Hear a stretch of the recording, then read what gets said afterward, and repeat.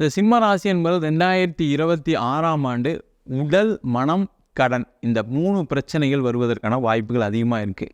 அப்போ இதிலேருந்து விடுதலை ஆகிறதுக்கு என்ன வழி அப்படின்னா, இவங்க கும்பகோணத்தில் கூடிய திருப்பாம்பரம் அப்படின்ற கோவில் இருக்குது.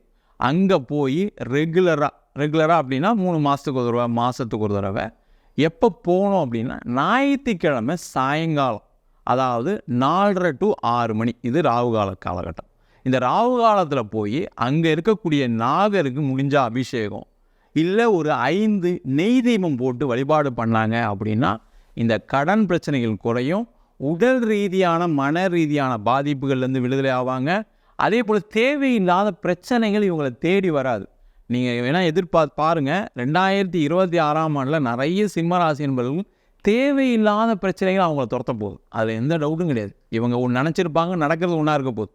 அதற்கு எளிய பரிகாரம் அப்படின்னா இந்த கோவிலில் போய் வழிபாடு பண்ணுறது நல்லது. மாதத்துக்கு ஒரு தடவையாவது, 3 மாதத்துக்கு ஒரு தடவையாவது வழிபாடு பண்ணணும். இல்லை சார் என்னால் ட்ராவல் பண்ண முடியாது, இப்போ வயதானவங்க நிறைய பேர் இருப்பாங்க, இல்லை பெண்கள் வெளியூருக்கு போக முடியாதுன்னு இருப்பாங்க. அவங்க எல்லாருமே என்ன பண்ணுறாங்கன்னா பக்கத்தில் இருக்கக்கூடிய சிவன் கோயில், கொஞ்சம் புராதனமான கோயில், பழைய கோவிலில் நாகர் சன்னதி இருக்கும், 2 பாம்பு சேர்ந்த மாதிரி வச்சுருப்பாங்க. அந்த நாகரை ரெகுலராக ஞாயிற்றுக்கிழமை சாயங்காலம் 4:30 to 6 ஒரு 5 தீபம் ஏற்றி வழிபாடு பண்ணாங்கன்னா இவங்களுடைய பிரச்சனைகள் கண்டிப்பாக குறையும்.